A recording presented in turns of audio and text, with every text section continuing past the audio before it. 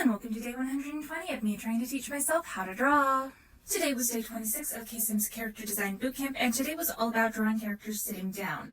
Now, this can be something that is tricky because it forces the body into perspective. So the legs will be in perspective.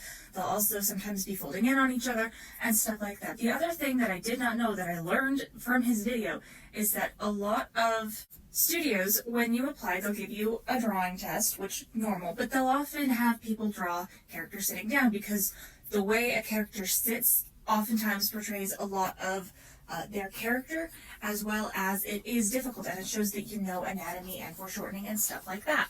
Now, my goal with my art is not necessarily a career change into the industry. However, I did think that was an interesting tidbit of information. So the first drawing we spent a fair bit of time on, and I discovered that I am having difficulties with heads right now. I go through phases. I also don't know how to draw beards, which, to be fair to me, is not something that I've ever really practiced much, if at all. But that is something good to know, that I need to learn how to draw beards, because I feel like it just kind of ends up looking like clown makeup.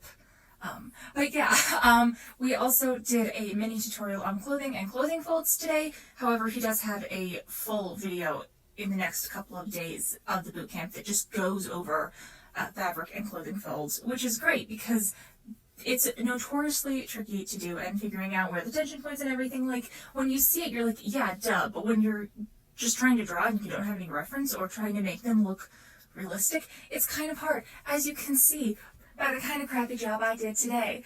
But, you know, that's why we practice things. And then the second drawing was a lot quicker and looser and more gestural, and I realized that when I take my time, or at least too much time, I overthink things, and then things end up looking stiff and not right. Don't get me wrong, there were definitely some proportion things wrong with this drawing. I drew her torso too big, and I didn't get the angle of her legs quite right, but the point of a reference is not to do things one for one. So overall, I'm pretty happy with how it came out. I found that getting proportions right is so much easier when you can just lasso tool and resize instead of having to redraw the whole thing like you have to do traditionally.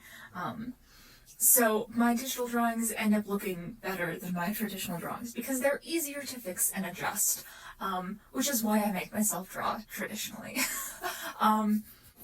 But anyways, I'm pretty happy with how things turned out. There are a few things in each drawing that I need practice and work on, but you know, I'm only on day 120, so like, I'm doing pretty damn good.